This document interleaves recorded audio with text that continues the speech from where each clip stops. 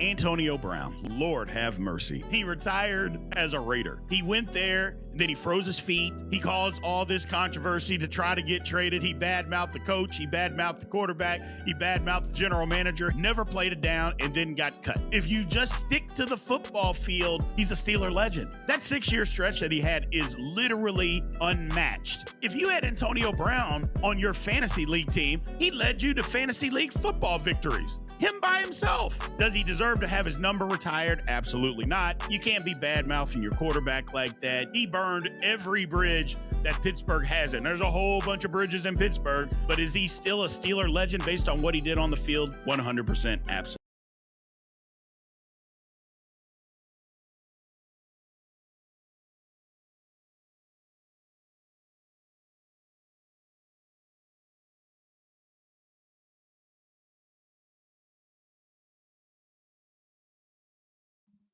Welcome to Big B Daily. No frauds allowed.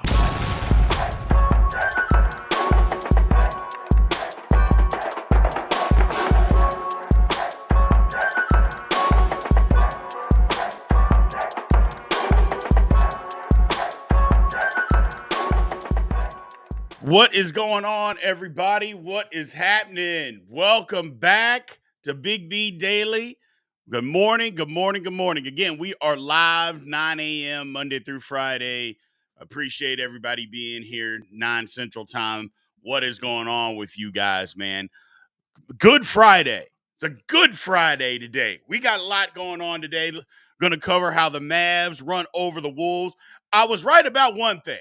I said the game was going to be a blowout, but I said, unfortunately, the Wolves were going to blow out the Mavs. We'll cover that.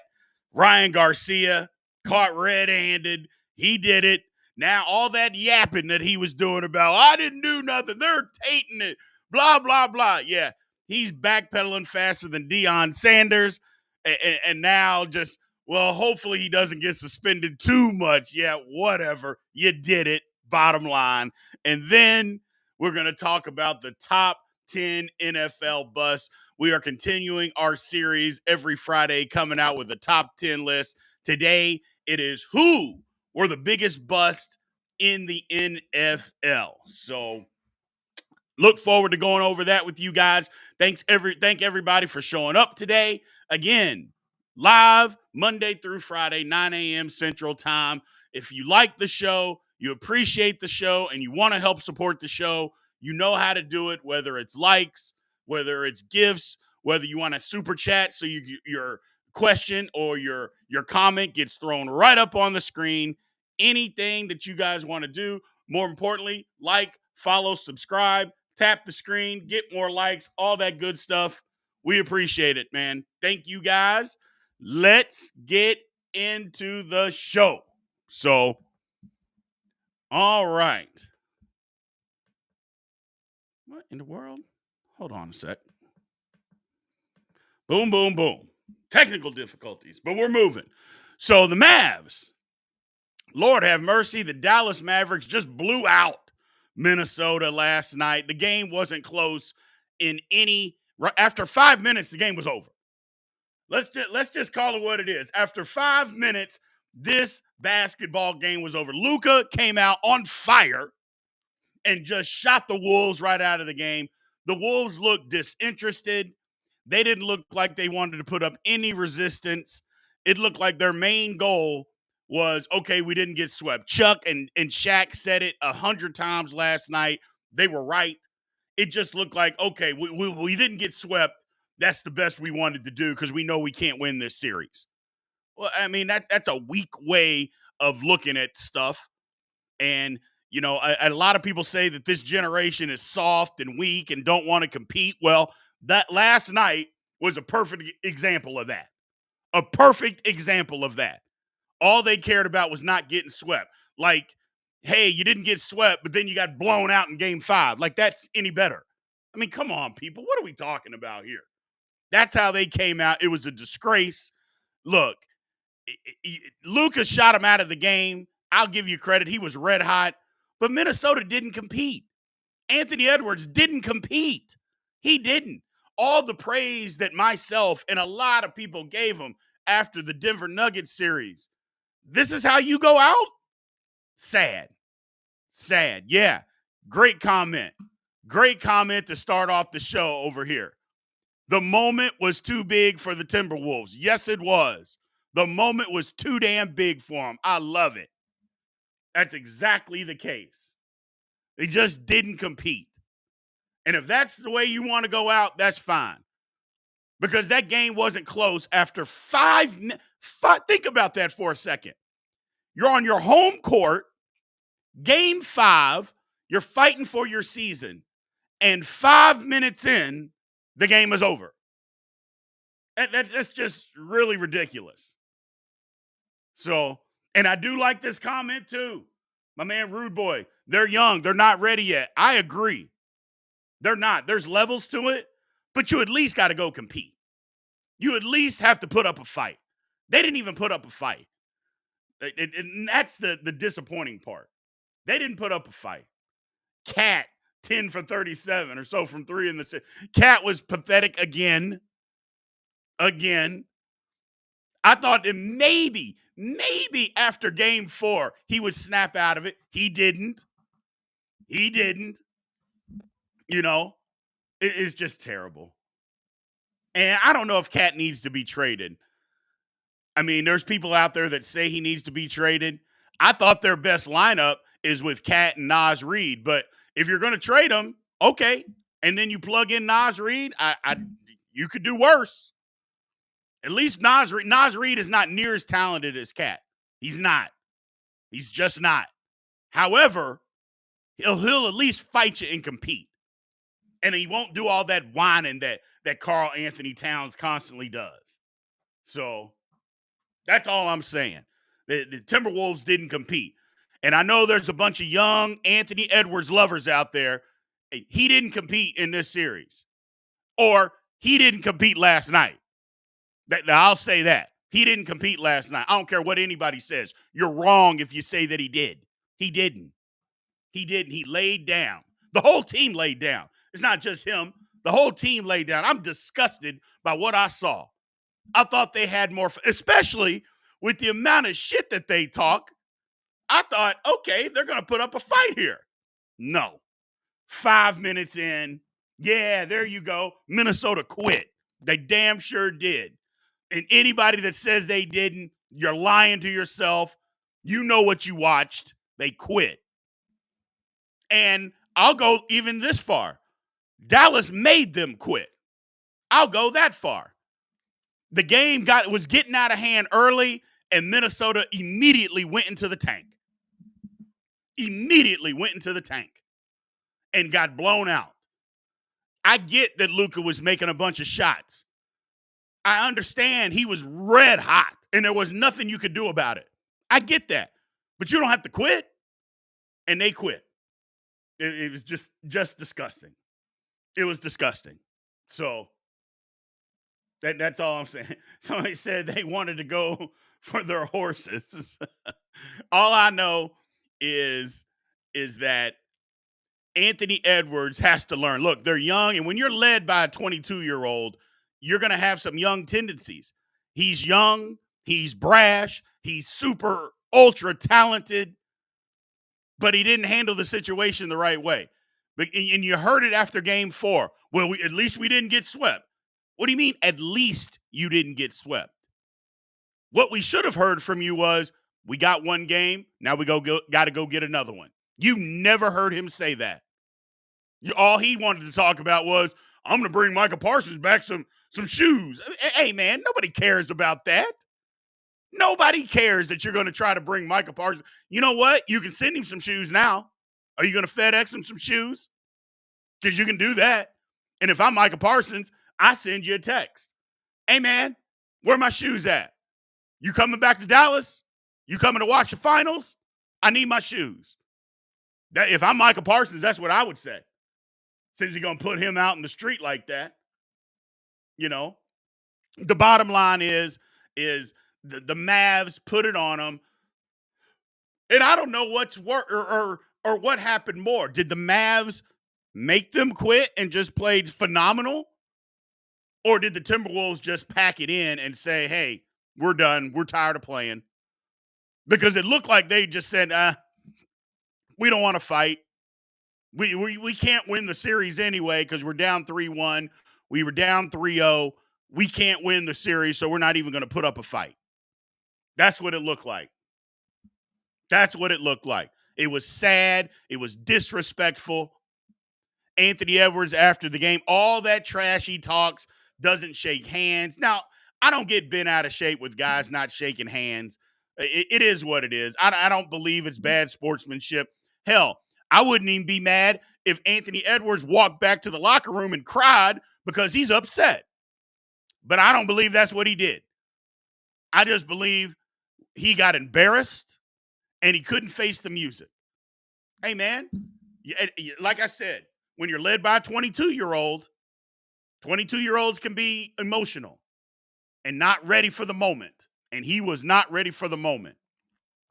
My man Mo Talk Sports, Derek Lively is really a game changer. He's a game changer, but it wasn't that much. Luka took their heart in the first quarter. Hell, Luka took their heart in the first 6 minutes. He took their heart, ate it, didn't want the rest of it, threw it on the ground, stepped on it, stabbed it, and threw it away. Ugh. Gee, many Christmas, he killed him. He just killed him. And Luka put him on notice and just said, hey, if y'all are going to beat us, you're going to have to beat us at my best. And then what did Kyrie? Kyrie again turns it on and just said, you're going to beat us. Last game was an anomaly. If you're going to beat us tonight, you're going to beat us at our best. And Minnesota wasn't even close to being up for the challenge. Wasn't even close. But yeah, give Derek Lively his flowers. He makes a difference on the Mavs. He makes a difference. Rim runner, athletic.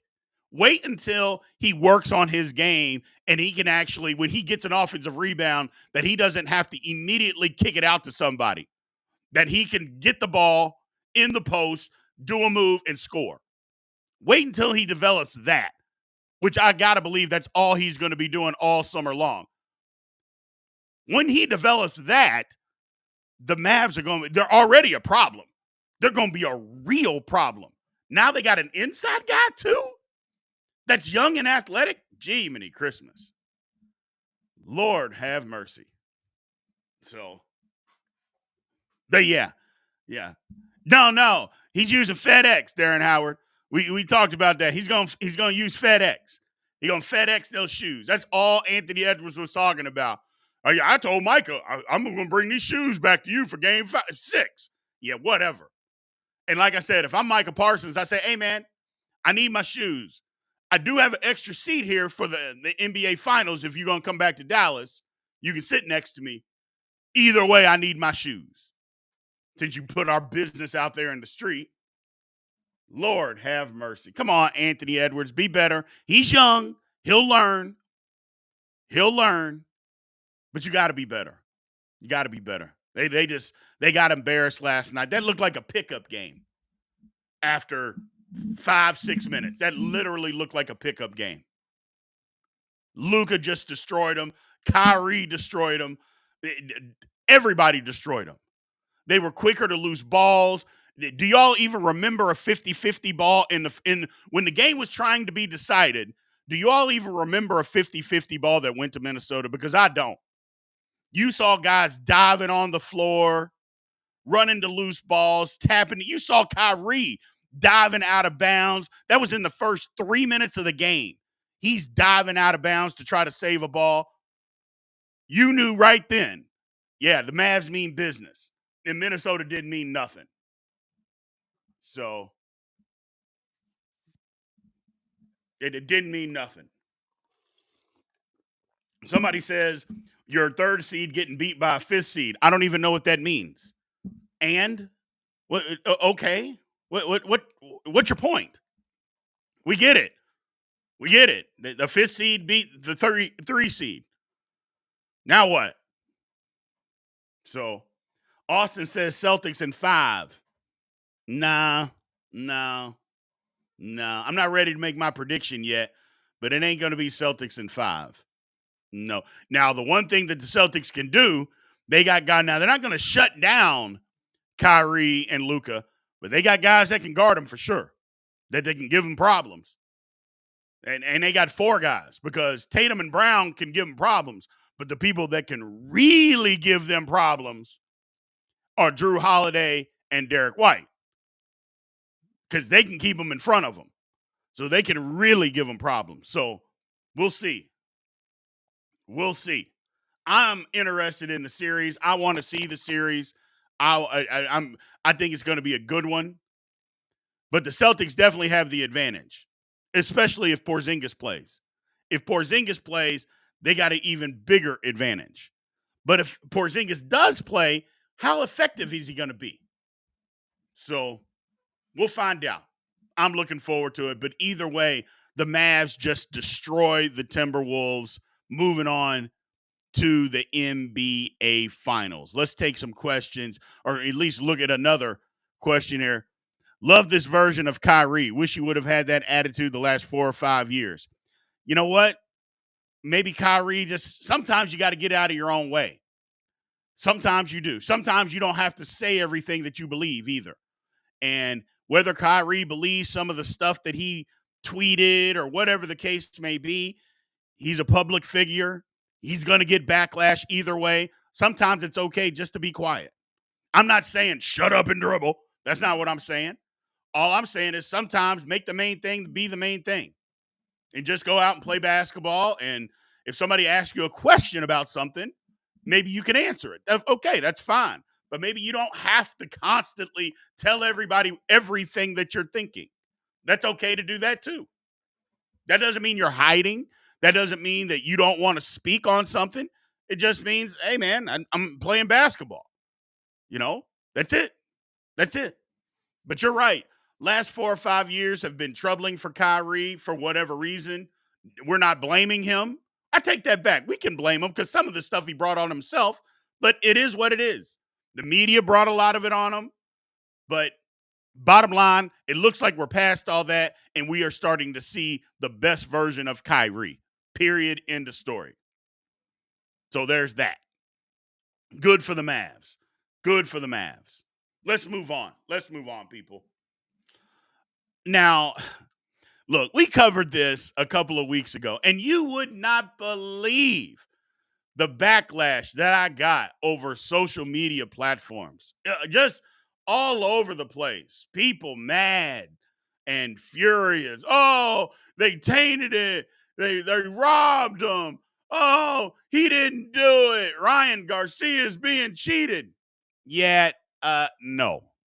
No. That's not what happened, people. That's not what happened. First off, his samples, both A and B, and the supplement B, all came back positive. So he did that. Second of all, he said it was in a supplement that he was taking. We don't give anybody excuses for supplements that you're taking. For instance, everything in a supplement is listed on the packaging. Every single thing. So he knew, or he should have known. And I don't even buy the whole he didn't know. I don't buy that. I don't buy that excuse anymore. There's too many times where we see people that try to come up and say, oh, I didn't know. I was just taking a supplement. I didn't know what was on it. How many years are we going to have to hear that excuse? I don't buy it. Not even a little bit. He did it. He flat out did it. He cheated. He knew he cheated. Period. End of story. Now, having said that, do I believe that he still would have beaten Haney? Yeah, I do. I do. I don't think he needed all that to beat Haney. I thought Haney's been overrated from day one. I never thought that he was that good of a fighter. I thought his chin was always suspect, and we saw. So there's 2 things can be true. 2 things can always be true, people. Is Ryan Garcia a cheater? Yes, he is. Yes, he is. But would he have beat Haney regardless? Yeah, I think he would have. I think he would have. So there's that. You know, look at him there, standing over Haney after that left hook. Blew him up. But it was steroid induced. It was steroid induced. And and you don't hear anybody today talking about, oh, they tainted it. That you haven't heard a peep from all those glazing Ryan Garcia fans. You ain't heard nothing from them ever since Ryan Garcia had backpedaled. Oh my God, he's backpedaling like he's a DB in the Super Bowl. You haven't heard any of his fans, his quote unquote fans, come out and say, oh man, it's tainted. They cheated him. Yeah, you haven't heard any of that. Because Ryan Garcia is now saying, oh man, I don't know what happened. I don't know how it got in there. I don't even know what this is, man. I didn't take it. I didn't do it on purpose. Come on. Will y'all please believe me? There's no way I would do this on purpose. Come on, please believe me. Man, shut up. Shut up. Nobody wants to hear that. Nobody wants to hear that garbage. You did it. Period. End of story. You cheated.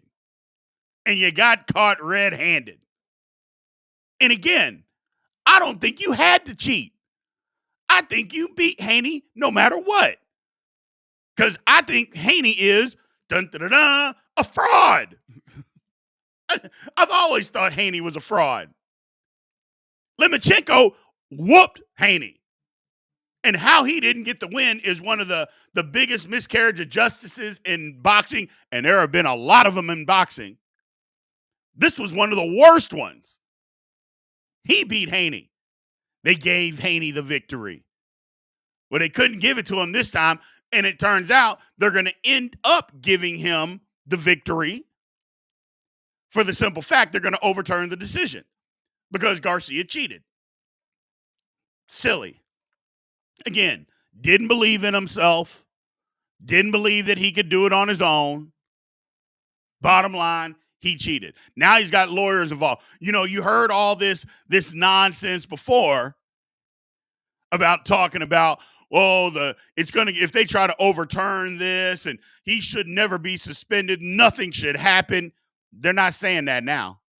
Now it's, hey man, we think it was a mistake. We hope that the suspension is very, very light. Yeah, because they all know, hey man, you did it. You know you did. Because anybody can say it was a mistake. Hey, I had no idea what was in there. I don't know. I was just taking these supplements. I had no clue. I know it says it right there on the packaging, exactly what's in it. I know it says that, but I didn't read that. I just took it. So I was just shoveling stuff in my mouth left and right. I had no idea. Really. Now everybody's an idiot. Get out of here, Ryan Garcia. You cheated. You know you cheated, and you didn't even have to do it. Jiminy Christmas. That's what's so disappointing to me. That's what makes me so mad, as he didn't have to do it. Because I believe he's better than Haney anyway. Hell, they fought 6 times in amateurs. And no, it was 3-3, but a lot of people that watch those fights will tell you that Garcia got the best of Haney in 5 of those 6 amateur fights. So what the hell? Go whip him again. Nope, couldn't do it. Couldn't do it. And there's going to be Ryan Garcia fans that are going to come for me. I don't care. What are you going to say? He's now admitting he did it. I mean, he literally is saying, yeah, I took the supplements, but I didn't know what was in there. Yes, you did. Stop it. You knew what was in there. You knew what it would do. You knew. End of story. No ifs, ands, or buts, people. End of story. He cheated. He cheated. And for the people that try to stand there and defend him, I know you're mad. I'd be mad too if the guy that I thought had done all this and I defended him and went out there and defended him. And now it turns out he lied. Because that's exactly what happened. The man lied. But it is what it is. By the way, man, anybody was on that platform and was just frozen up, do yourself a favor. Click on the link in the bio and you can get a live link where you will not get frozen up on. So do yourself that favor. I appreciate it. Ryan Garcia. Lord have mercy. And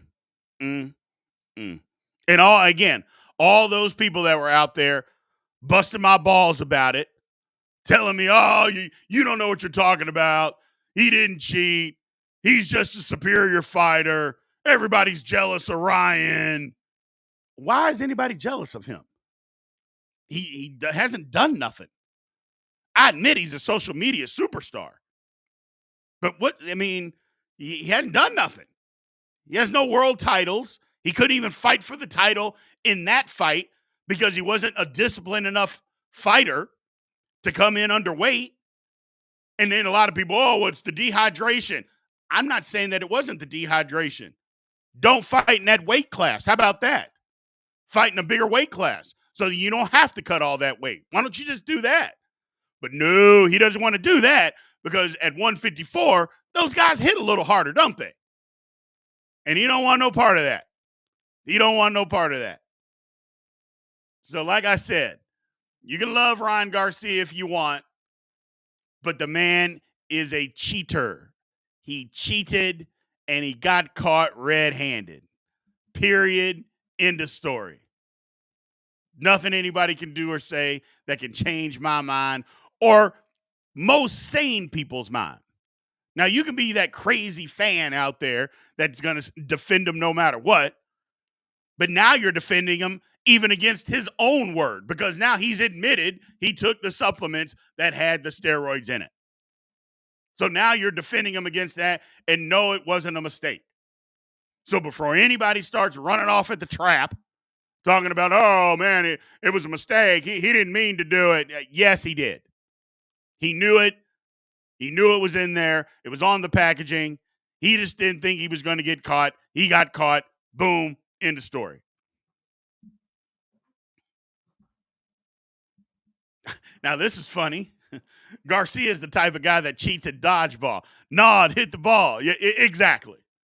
Exactly. You know, unbelievable. Unbelievable. All those people that came to his defense, you haven't heard anything from those people. And you're not gonna. You're not gonna. They were just so quick to jump to his defense, and they have crawled back underneath that rock that they were in, and they're not going to be heard from until Garcia goes out and fights again. So, unbelievable. Oh, by the way, people, appreciate everybody that's in. Thank you guys again. As always, remember, like, follow, subscribe. Big B Daily is live Monday through Friday, 9 a.m. Central Time, which is obviously 10 Eastern. We appreciate everybody being in here. So let's move on. You know, we do a top 10 list every Friday. And so this Friday, we've got a good one. We've got a good one. Who are the biggest, or let's just start like this. The top 10 NFL busts of all time. We'll go in order from 10 to 1. But who are the top 10? Could get interesting. Maybe controversial. We'll see what you think. But we're going to put it on wax, and we'll put it out there. Who do we think are the top 10 busts in NFL history? We're going to start at number 10. At number 10, we have got linebacker Vernon Colston. I don't know if a lot of people, y'all remember Vernon Colston. He was a Jets linebacker, got drafted in 2008 after he set the sack record at Ohio State, was an outstanding rusher for Ohio State. Comes over to the Jets, gets drafted with the 6th overall pick. You're thinking big things. Vernon Colston, he's going to do his thing. In 3 seasons with the Jets, he had just a stellar number of sacks. That number was 0. He goes from setting the sack record at Ohio State in 3 seasons at the Jets, 0. Big goose egg. Lord have mercy. Lord have mercy. Just absolute garbage. And again, when I say garbage, I'm talking about compared to other NFL players. So please believe, I never played in the NFL. So all of these guys are better than I was. So I know there's going to be some people that are going to come out here and say, oh, well, you never played in the NFL. Yes, I know that. I understand that. But we're comparing them to other NFL guys. So to say that, Vernon Golston, absolute garbage. Absolute garbage. 0 sacks, 3 seasons. Lord have mercy. And then the Jets finally say, you know what? We're done. But he did some robbery, though. $18 million he got paid for 0 sacks. That's a lot of money for no sacks, man. No sacks, no nothing. But that's where we are. That's where we are. Moving on. Number 9 on the list. Woo! I remember at Cleveland. Look, Cleveland Browns are going to be on here a couple of times. Cleveland Brown fans, I know you'll be mad at me because I'm a Steelers fan, but you know it's the truth. Your organization has been a dumpster fire ever since the existence when you moved to Baltimore and they gave you a franchise, an expansion franchise. You've been a dumpster fire since then. These draft picks. And there's some of them I didn't even put on because it would have felt just like Cleveland hate. So I didn't want to do that. So at number 9, Trent Richardson, Lord have mercy, he was terrible. He was the 3rd pick in the draft, 2012 NFL draft. He only played 4 seasons in the NFL. And this was, again, after a stellar career at Alabama. Y'all remember that year at Alabama when a lot of people said he was better than Mark Ingram? And the numbers kind of proved it out. I mean, he looked like he was better than Mark Ingram when they were both at Alabama. He did. But it turned out a lot of that stuff with the offensive line. You know, Mark Ingram had an okay career in the NFL, but a lot of that was the offensive line that Alabama had. And Trent Richardson, by a source, said he had some of the worst vision in the last 20 years of an NFL running back prospect that he had ever seen. And when he got to the pros, that all panned out. He had horrific vision, just horrific vision. Got traded. Indianapolis, my God, you talk about being fleeced. In 2013, they traded a first-round pick for Trent Richardson. Lord have mercy. Just bad. He ended his career 4 years, 2,032 yards in 4 seasons, out of the league. He was the 3rd pick of that 2012 draft. Trent Richardson, bust. Number 8 on the list, Lawrence Phillips. Now, Lawrence Phillips, look, we're not going to talk too ill will of the dead because he ended up taking his life in 2016 while he was in prison. But the reason he was in prison, again, the guy had off the field problems for 20 years. He could not stop himself. I mean, he's probably one of the most talented running backs to ever grace an NFL field. One of the most talented. And there's no denying that. But we didn't get to see any of it. He just couldn't keep out of trouble. He just refused to stay out of trouble. I'm not even going to go into what he did. You can look it up for yourself. But the bottom line is he's on this list. He was supposed to be the savior at running back, not to mention at the time it was St. Louis. The St. Louis Rams traded a Hall of Famer in Jerome Bettis so they could draft Lawrence Phillips. Yuck. Think about that for a second. You trade Lawrence Phillips. You trade Jerome Bettis so you could draft Lawrence Phillips. Lawrence Phillips got cut mid-year of his 2nd season. That's how bad he was. Terrible.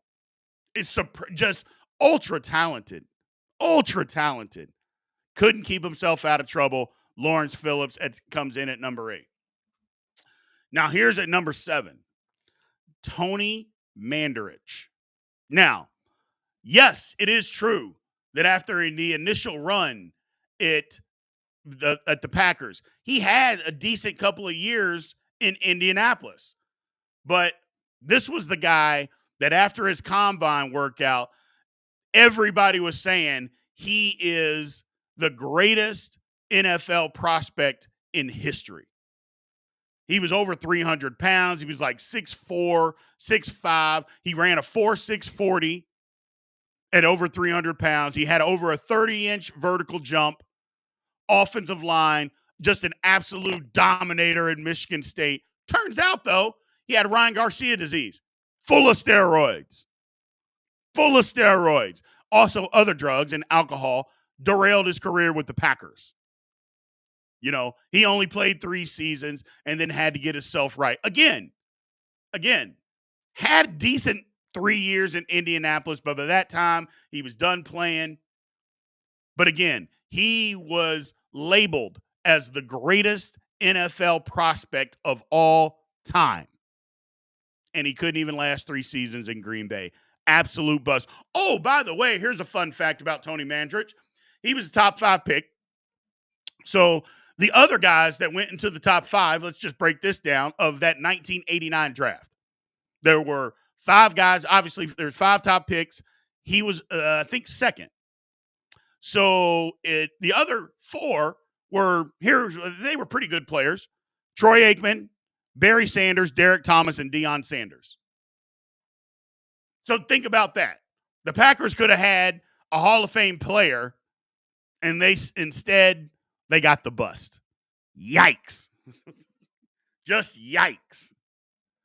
At number 6, Charles Rogers.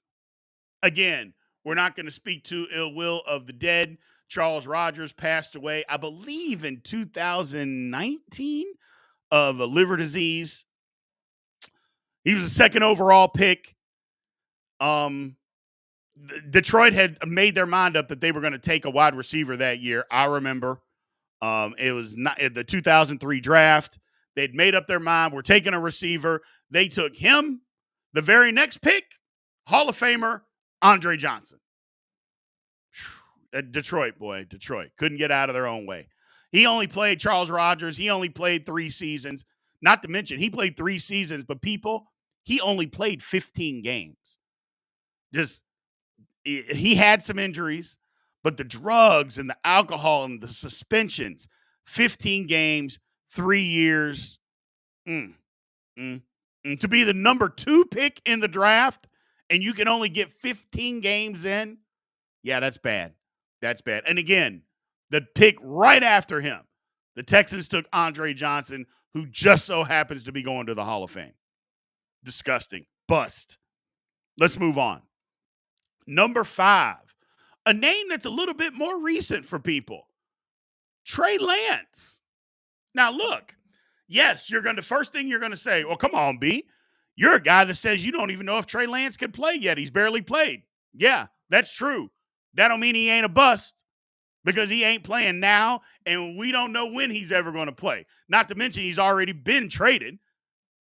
But here's the thing. San Francisco gave up 3 first-round picks and a third-round pick to move up to draft Trey Lance, and the guy could only start 4 games for you. Yeah, that's a bust. Not only could he only start 4 games, he got beat out by Mr. Irrelevant, Brock Purdy, who turns out Brock Purdy was probably underdrafted. But okay, whatever. But then you couldn't even win the backup job last year? Couldn't win the backup job. So you weren't good enough to be the starter. You could only start 4 games. And he did get hurt, don't get me wrong. But then you couldn't even win the backup job, and so they just had to get rid of you? Or chose to get rid of you? Nah, we can't use this guy. Somebody give us something for him. Trey Lance. Bust. I mean, again, they moved up, gave up all that draft capital to take him at 3. And this is what you get. Oof. Ugly. Now, again, some of the sting wears off because you did find your future starting quarterback the next season with the last pick in the draft, but that don't have anything to do with Trey Lance being a bust. They don't have anything to do with that. Trey Lance, terrible. Let's move on. Number 4. Now, this one, Cleveland Brown fans, you're going to hate me for this. I don't care. You know I love to stick it to you. Number 4, same draft, though, so you can't be too mad at me. 2014. You had draft picks. You had 2 in the first round. Justin Gilbert, Johnny Manziel. Gilbert was 8, Manziel 22. Both of them bust. I mean, Think about that for a second. You have two of the top 22 picks in the NFL draft, and both of them are bust. Not, hey, they didn't work out, or this guy wasn't a superstar. They were just okay players. No, no, no, no. Two guys, top 22, both of them bust. Gilbert was so bad that they traded him to the Steelers in division. Who the hell does that with the number 8 pick? They just said, this guy stinks. We're going to fleece you, Pittsburgh, because if you gave us anything for him, we're winning. Anything. Oh, my God. And then Johnny Manziel, we know the story about Johnny Manziel. Didn't study, loved to party, wasn't committed, wanted nothing to do with playing football. Got upset because people just didn't open their arms and kiss his ass like they did at Texas A&M. He didn't know how to handle it. And boom, bust out of the league. That, like I said, and our friend Darren Howard, he brings it to light. The Browns are going to brown. The Browns are going to brown. And damn it if they didn't brown. 2 picks, both garbage. Absolute garbage. Man. But that's your 2-for-1 special with the Cleveland Browns. That would be your 2-for-1 special as far as bust. Justin Gilbert, Johnny Manziel, same draft. Lord have mercy.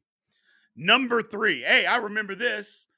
I remember this guy. I got signed as an undrafted free agent back in 1999 to the Cincinnati Bengals. And the first draft pick, Akili Smith. You talk about, I mean, this is bad. This is epic proportions bad. Now, this is how bad he was. He started 17 games. He won 3. So, yes, he was 3-14. Now, granted, the Bengals were terrible, but he was 3-14 in the draft. He played 4 seasons, so he stunk. He had 13 interceptions and 5 touchdown passes. In 17 games, you only had 5 touchdown passes? Lord, and 13 picks. That's how bad Akili Smith was. Again, he was part of the one-year wonder. He had one good year at Oregon. All of a sudden, they thought, oh, this guy, he's the next best thing. Yeah, okay. Now, he was bad on the field. He was horrible on the field. However, the Cincinnati brass, Mike Brown, the decision makers in Cincinnati were even worse. Because if you remember, that's also the same draft of Ricky Williams. And remember the Saints gave up 9 draft picks to get Ricky Williams? Yeah, they wanted to move up with Cincinnati. They called Cincinnati to move up to 3 and offered them 9 draft picks. 9. And Mike Brown said, nope, we got our quarterback for the future. Nope. Now, again, apparently Mike Brown didn't know how the draft works because make the trade with this. If this is your quarterback, make the trade with the Saints. Oh, by the way, you can always use some of those picks to move back up and take your quarterback. Nobody was taking Akili Smith that high except for you and move back and get him later. They didn't do it. Set him back. The epitome of terrible. The epitome of terrible. I thought about putting him at 2. I really thought about putting Akili Smith at 2. Again, you give up 9 draft picks for Akili Smith. You just know we don't want that. We'd rather have Akili Smith than 9 picks. 2 of them were first rounders. Gee, many Christmas. You talk about missing the mark. And it set the Bengals back. Not that they were any good anyway, but you give up 9 draft picks, that set you back a decade. And it did. It did. Oh, my goodness. Terrible. Terrible. Let's move on. Now, number 2 and number 1, so they could be interchangeable. But I'll let you know the reasoning that I went this route. But number 2, Jamarcus Russell. Now, Jamarcus Russell was the first pick, 2007 draft. Everybody thought, oh, this guy, his arm is incredible. Well, I take that back. The Raiders and the late great Al Davis thought, we got fast guys. This guy, his arm's incredible. We'll just put him out there and let him just throw it as far as he can, and we'll go catch it. Well, you also got to be in some type of shape. He wasn't ever in shape. You also have to study. Yeah, he never studied. That was one of the things coming out in college. He didn't want to study. He couldn't read a defense. He didn't try to read a defense. That's not what he did at LSU, and he damn sure didn't do it leading up to the draft. The old DVD, they gave him at the pre-draft interview, they gave him a DVD to take home to go study, come back the next day. He said he read it. Turns out the DVD was actually blank. And somehow the Raiders still drafted him.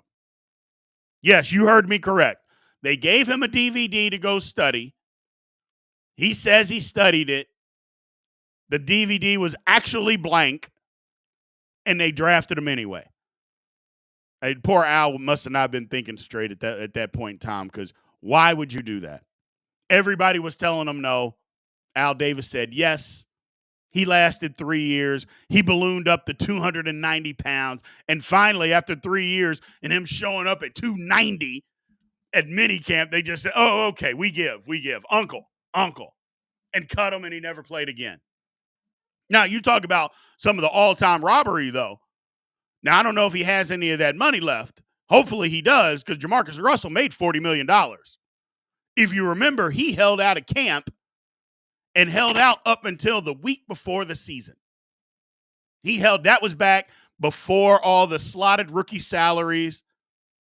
And he held out and got $40 million. It was a little over $40 million. That was Jamarcus Russell. Horrible. 17 wins, 16 losses. Just never got to 60% as a passer. A bad quarterback.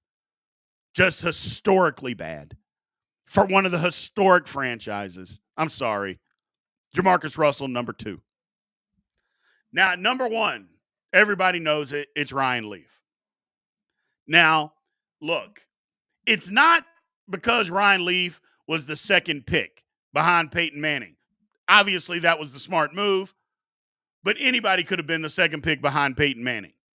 That's not why he's a bust. It was because he sucked when he got into the NFL. Here's the thing. I don't know if a lot of people know this. The Chargers moved up. If you remember, they moved up to get the second pick. Yeah, they moved up. And they gave up a first and a second that year and a first the next year. Think about that for a second. That's why I have him over Jamarcus Russell. You gave up 2 consecutive first-round picks and a second-round pick to take Ryan Leaf. Lord have mercy. 4 for 21 record. He was pathetic. The toughest that we saw him was when he got tough with a reporter who just asked him a question. He wanted to get tough guy, be a tough guy with the reporter in the locker room. Unbelievable. Like I said, Ryan Leaf was epically bad. Epically bad. And he kept getting chances until finally the league said, that's enough. This guy has been terrible. He's never going to be good. He admitted it. All I wanted to do, I had a bunch of money. I got drafted by San Diego. I can go to the beach. These ladies are out here. I'm going to get with these ladies. I don't even care about football. And it showed. And he was horrible. Oh, but you also sacrificed your future. The franchise sacrificed your future by giving up 2 first and a second round pick to draft this guy. Terrible. Set you back. Oh, Ryan Leaf. Again, terrible career. 4-21 as a starter. That's horrific. Gee, many Christmas. Worst draft pick, in my opinion, of all time. So those are the 10 busts, people. Those are the 10 busts. We'll go over them in order again. Number 10, Vernon Golston. Number 9, Trent Richardson. Number 8, Lawrence Phillips. Number 7, Mr. Steroids, Tony Mandarich. Number 6, Charles Rogers. 5, Trey Lance. 4, 2-for-1 special for the Cleveland Browns, Justin Gilbert and Johnny Manziel for your Cleveland Browns. Lord have mercy. Number 3, Akili Smith. 9 draft picks. Just think about that again. You turned down 9 draft picks for Akili Smith. Whew. Somebody said it in the comments here. Mike Brown sounds like he was a bust. Yeah, you're right. You're right. Gee, many Christmas. Number 2, Jamarcus Russell. And number 1, Ryan Leaf. That is Big B Daily's top 10 NFL busts of all time. Check back with us next Friday for another top 10 list. That one was good. That one was, it was good and it was bad. It was good because I love making fun of Cincinnati and Cleveland. But it was bad because I'm like, man, these guys, I feel bad for them. I do. You know, but it is what it is. It is what it is. Ugly. So you guys let me know. Who do you think should be on that maybe wasn't on? You know, we'll go to the Q&A section. But who was on the list that you guys thought should have been on the list that wasn't on the list? Who should have moved up? Who should move down? Tell me what you guys think. My man, what can? Here we go. Big B, where would you put Isaiah Wilson when it comes to draft buzz? He only played 1 NFL game and played on. Yeah, I thought about putting him on there. And I'll be honest with you, the only reason that I didn't is because he got drafted so low. And relative, I mean, he was a first-round pick. He was number 29. And I thought about putting him on there. But these other guys were drafted much, much higher. Much higher. And that's the reason. That's the reason. Now, Manziel was at 22, but Manziel was a household name. So that's the reason. Isaiah Wilson, not a household name. But, yeah, 1 game. I mean, he was the guy. If y'all remember, he was the guy who got drafted. His girlfriend was hugging up all over him, and then his mom snatched her off of him and moved her out of the way. If y'all remember that, go look that up. That's what happened there. He got drafted. His girlfriend's all hugging on him. His mama comes over, grabs her arms, knocks her off, moves her out of the way.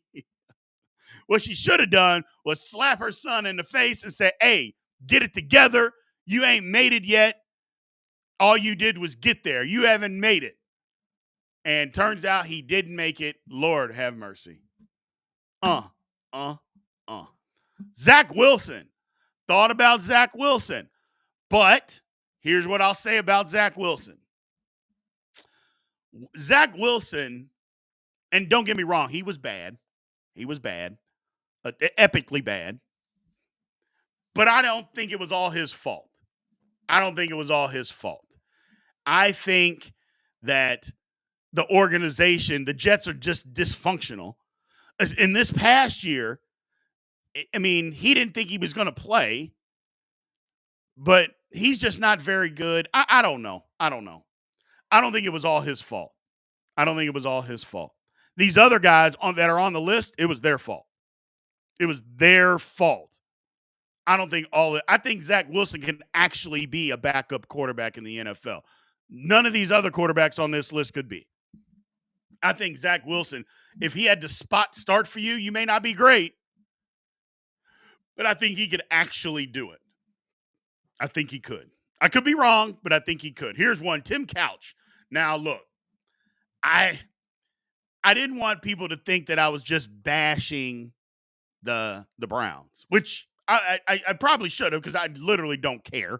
But I try to be a little partial and didn't want to just destroy the Browns. But, yeah, the Browns were awful.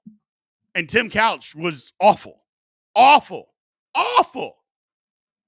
There were so many Kentucky fans that when Lamar Jackson got drafted, all those Kentucky fans out there were telling me that Tim Couch was going to be better than Lamar Jackson. And, you know, how's it feel? He's going to be a bust. And I'm like, you have one of the biggest busts of all time. What are you talking about? Turns out Lamar Jackson's not a bust.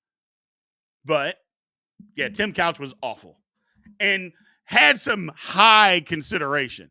I just felt like these were the guys that needed to be on there. These were the guys. Again, Tim Couch, bad quarterback, bad organization. But Cleveland, I mean, come on, what are we doing? We had 3 guys that were on there. We could have had the whole list.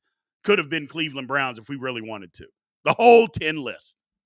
So, isn't that the guy that Vrabel benched like 10 straight weeks that have put him out there for extra point when they were losing by like 20? I think, I'm not sure. I just know he couldn't play in the National Football League. That's what I know. Ryan Garcia is the fraud of the year. Oh, my God, is he the fraud of the decade? We haven't done fraud of the week in a long time. We saved that for basketball and football season. But absolutely, Ryan Garcia, fraud. The fraud of the week, the fraud of the month, and the fraud of the year. Just an absolute joke. Absolute joke. I had to hear all that mess from all those Ryan Garcia fans telling me I was jealous. I didn't know what I was talking about. He didn't cheat. It was tainted. I don't believe the results. Well, how many results does it take for you to believe it now? How many times does he have to fail a test before you believe it? Lord have mercy. The glazing of Ryan Garcia is absolutely ridiculous. Stop the madness, people. Stop the madness. Tim Tebow. You know what? I'll be honest. I didn't give Tim Tebow any thought to put him on this list. And the reason being is because I don't think most people thought Tim Tebow was going to be any good. I really don't. I know where he got drafted, but I don't think most people thought Tim Tebow was going to be any good in the league. And Denver took him. I have no idea why. He had that good run. He had that great playoff game against the Steelers. My God. But whatever. You saw him throw a football. He could not throw the football straight or accurately at the National Football League. He knew it. I knew it. Everybody knew it. But I didn't put him on the list because I'm like, I mean, to me, people had to think you were going to be good, and then you just suck. I don't think most people thought Tim Tebow was going to be any good. So to be a bust, no. I get your premise, Pat. I'm with you. Right there with you. But I just don't think a lot of people thought he was going to be good. So Rashaan Salam, Mr. Fumble himself. Yeah, he was Mr. Fumble. Lord have mercy. To be that dominant at college, and then he was kind of like Trent Richardson. He just wasn't drafted as high. To be that dominant in college and then to come into pros and just fall completely on your face. Yeah, he didn't like contact. And again, it's another guy. We're not going to talk too ill will of him because, like I said, we're not doing that with people that have passed away. We're not going to do that. Having said that, he was bad. Jeff George was drafted first overall by the Colts, went 14-35. Yes, Jeff George definitely got consideration. Jeff George was obviously awful. However, when he got into a couple of situations, George wasn't horrific. Like, he was better than Zach Wilson. You know, Zach Wilson should be on the list before him. He was better than Tim Couch. You know, he should have been on the list before them. You know, he had a cannon, wasn't accurate, couldn't read a defense. You know, ball went all over the place, but it got there in a hurry. So, yeah, we had some consideration to put Jeff George. Jeff George was bad. He was bad. Man, he was bad. But we just felt like these other guys were worse than Jeff George. We felt like these other guys were worse. So, let's see. Is Bo Jackson an NFL bust? No. Because, yeah, he got hurt, but that ended his career. But while he was playing, he was probably the best running back in the league. Now, granted, it was part-time because he was playing baseball. Okay, we understand that. But yeah, he wasn't a bust because when he played, he was dominant. He just got hurt. Now, I know some people are going to say there's people in like basketball that get hurt, like a Greg Oden. Is he the biggest bust? Well, I don't count Greg Oden as being one of the biggest busts because while he wasn't dominant, Greg Oden, when he was healthy, he was pretty damn good. Same thing with Sam Bowie. Sam Bowie gets the flack because he was the pick before Jordan. And then he got hurt. But when Sam Bowie averaged 10 points in his career, like 10 points, 6.5 rebounds for his career. That's not bust numbers. He just got hurt and he got picked before Michael Jordan. So that's not a bust. Not in my opinion, it's not. Not in my opinion. I thought he was pretty good, actually. So there's that. There's that. But no, I don't think Bo Jackson was a bust. So let's see. Robert Gallery. He was another one. Here's the thing, though. Robert Gallery when he got traded, he was okay. He was okay. And when he moved positions, he was okay. Now, it is very true. Larry Fitzgerald, Phillip Rivers, Sean Taylor, Ben Roethlisberger, all those guys went after him. All of that is true. But when Robert Gallery moved to guard, he wasn't horrible. He wasn't horrible. At tackle, he was awful. When he moved to guard, he wasn't bad. He wasn't bad. So it definitely earned some consideration, but I didn't give him consideration because when he actually moved positions, he was a better player. He was a better player. So, Robert Gallery. Kyle Trash Bowler. Lord have mercy. Yeah, he was bad. He was bad. I don't think he was as bad as these other guys because, again, I think Kyle Bowler was one of those, hey, the Ravens need a quarterback, so this is the guy that's available. We'll take him early. But he was terrible. He was terrible. Yeah. And so I think he got caught up in that. Like some of the quarterbacks that got drafted this year, 3 of those guys are going to stink. Teams are just desperate for quarterbacks. I think Kyle Bowler got wrapped up in that where he wasn't nearly as good as where he was drafted. But because they were desperate for a quarterback, they took him anyway. And he was bad. Yeah, Kyle Bowler was bad. D. Milner, another one, bad. He was supposed to be the guy coming out of Alabama. Not good. Wouldn't put him in a top 10 bust, but he was also bad. He was also bad. Yeah, it was. I remember D. Milner. So it was ugly. It was ugly. Who do I think is going to win the NBA Finals? Check back next week. Check back next week. We'll get it going.